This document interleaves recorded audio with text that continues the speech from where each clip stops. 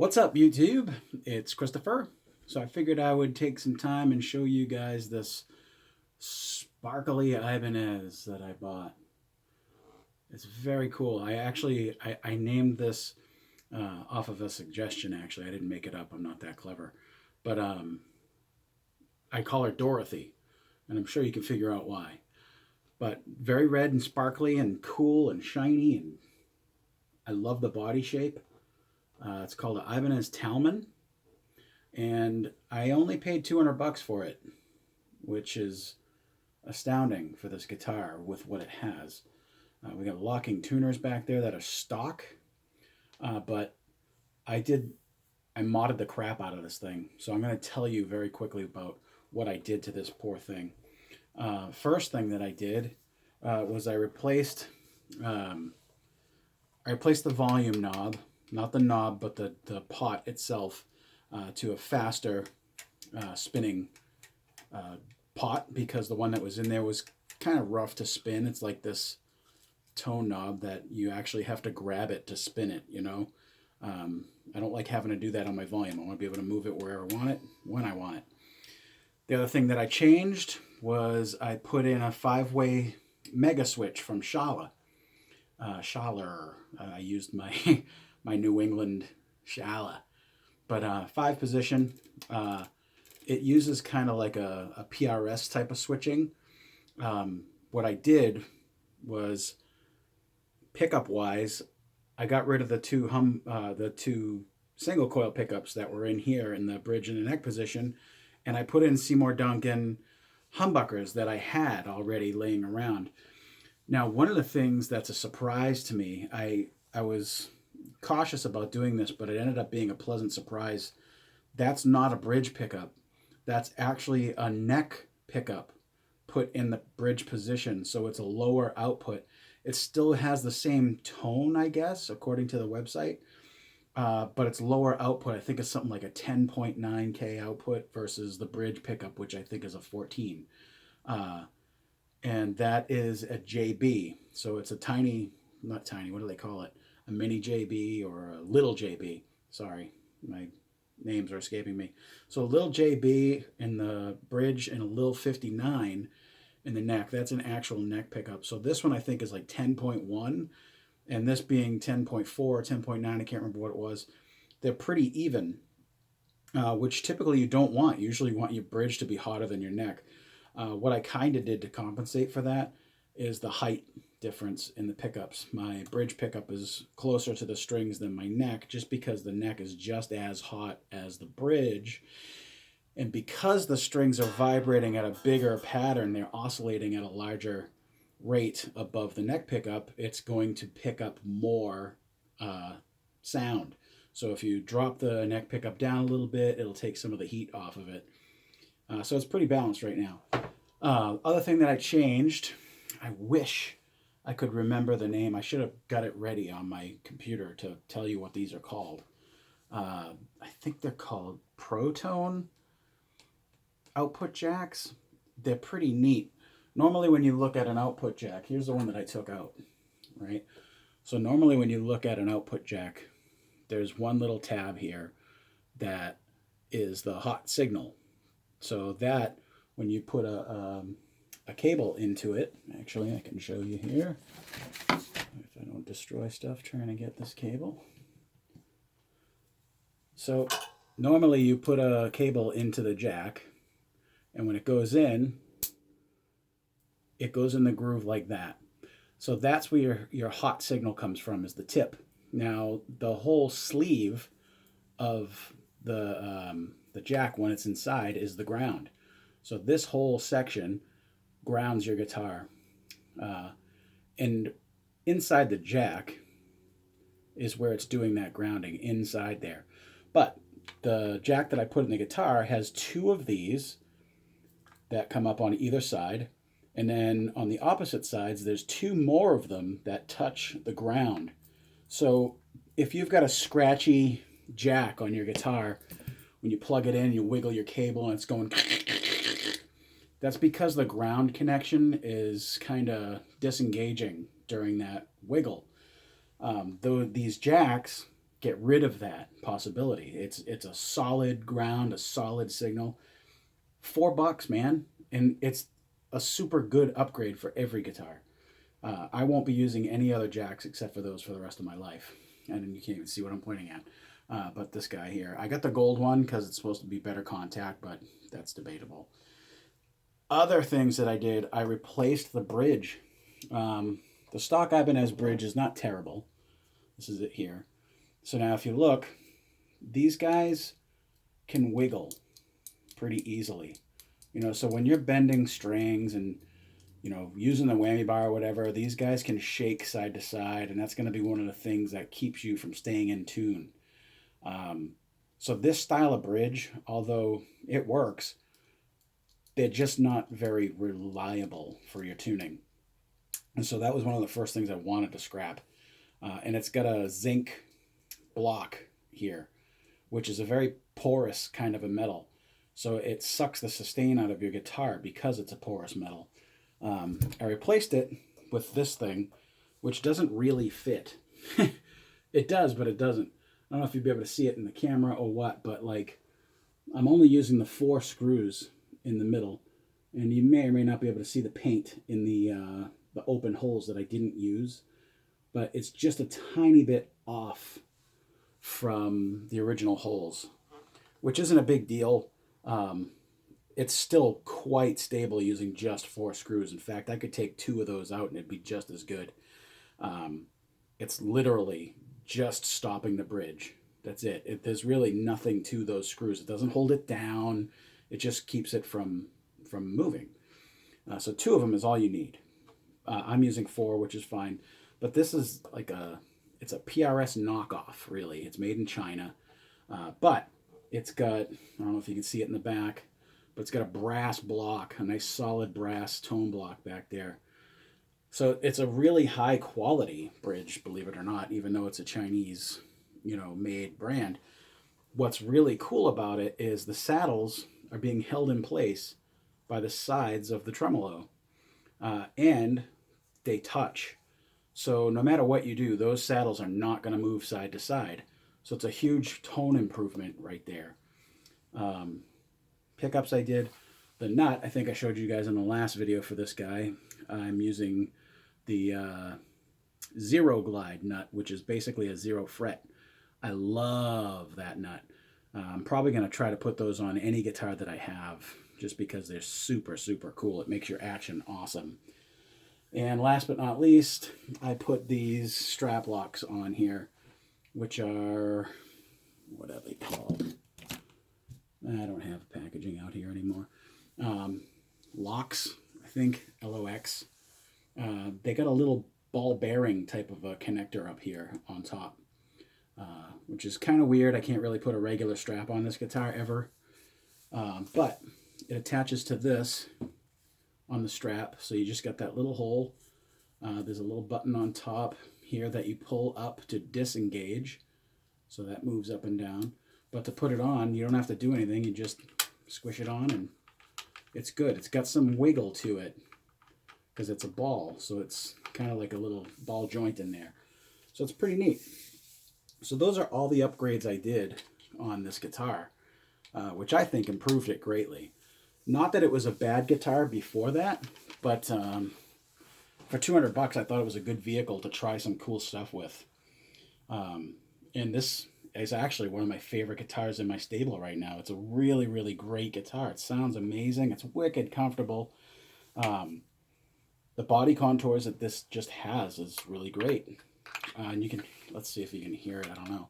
But when you plug this in, boop, boop, boop. Goes through like 3 stages of getting into it, and it's solid, man. Ain't going anywhere. Very, very cool. I love this finish. The sparkle finish is really, really cool. But let's hear how it sounds.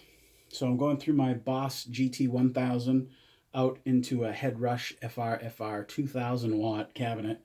2000 watts is so unnecessary with guitar, but it is loud. Louder than any amp I have or have ever had. But going through kind of like a classic rock kind of a tone.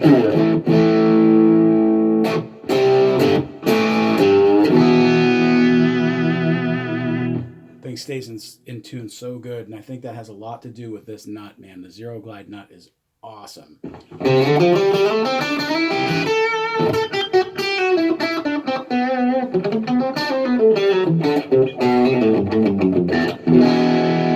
Turn up just a little bit here.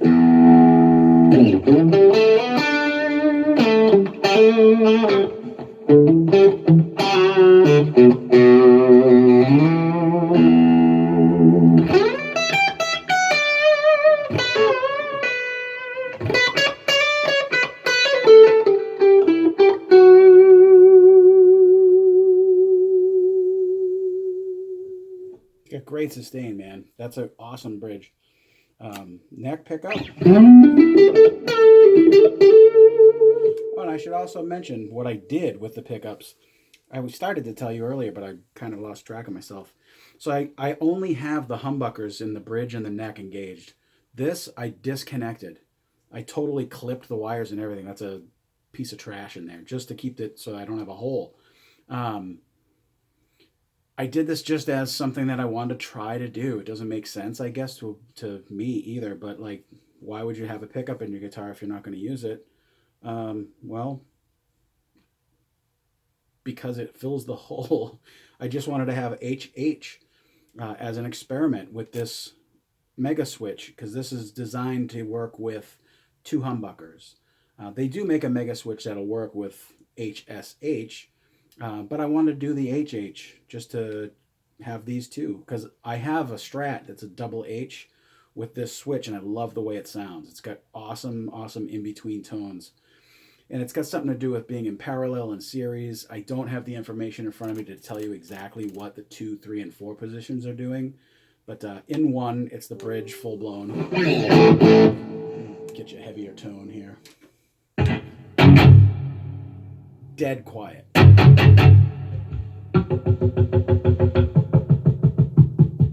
Everywhere on this switch. In the 2nd position. Oh yeah, now it's gonna cause. It's gonna call me a liar. There we go. I must have hit in between somehow. 3, 4. Dead quiet all throughout the whole switch. It's awesome.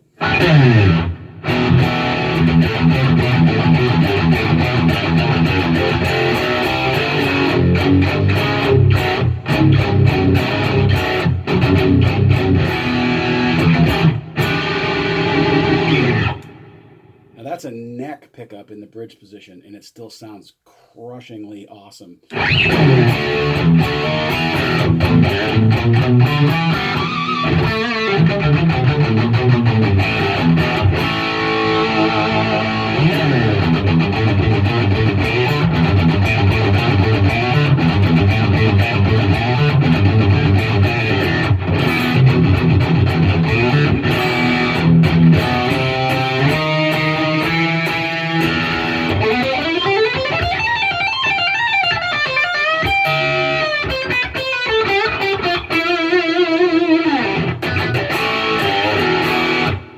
Second position. Just have to get a little bit of a quackier tune.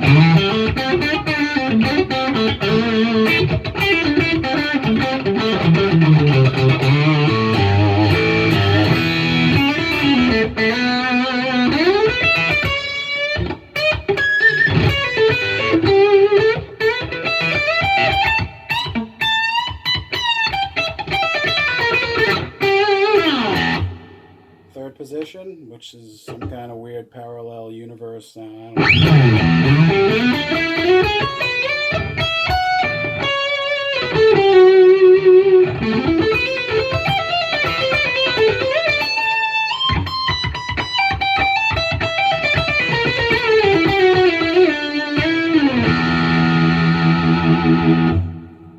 Fourth position.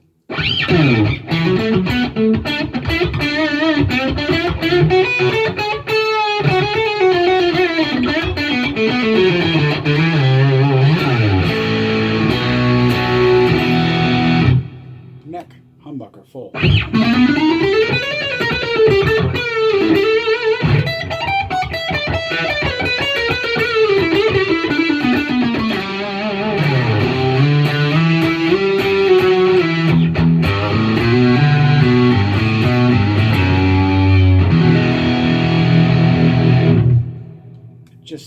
incredible, man. Those pickups are great. And I love having that configuration, the 2 mini humbuckers, which is pretty awesome. You can't beat a Shaolin Mega Switch, dude. Like, it just has the best feeling ever, and you get the coolest wiring situations. Very awesome guitar, but I thought I would do this little experiment with the pickups and stuff and all the different changes. There's almost nothing in this that's stock aside from the body, and the tuners actually are very good. Locking tuners that came with this.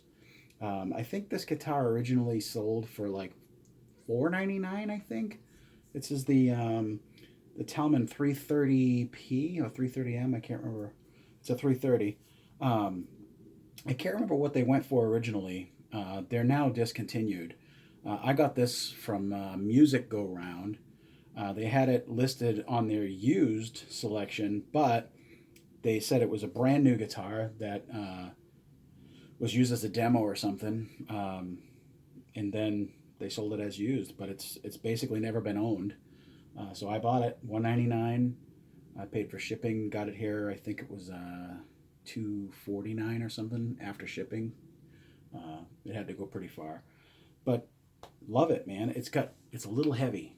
It's got some good weight to it, which I like. I like a little bit of weight to the guitar so that when I'm playing and my hand is going crazy over here and doing stuff that don't make notes, it stays right where it is. Whereas on a really light guitar, if you do this, you know, you do a bend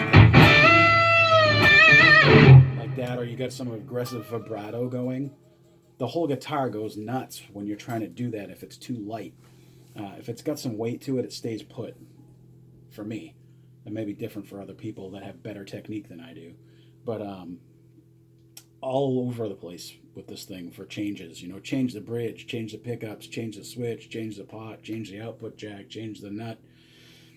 I even changed the strings. Can you believe that? But it's a really awesome guitar. Just wanted to show it to you, give you a little idea of the tones it makes. Let's try a cleaner sound here. Let's find one.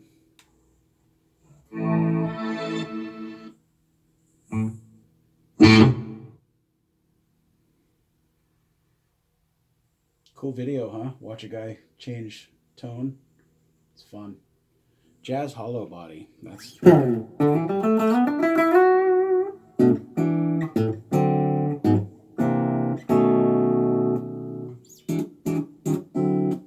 some volume here.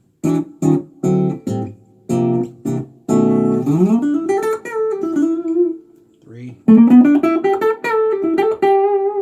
So I think 3 is both pickups in series, so it gets louder.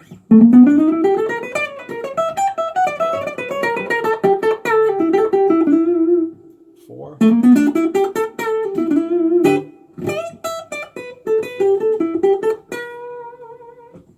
And humbucker.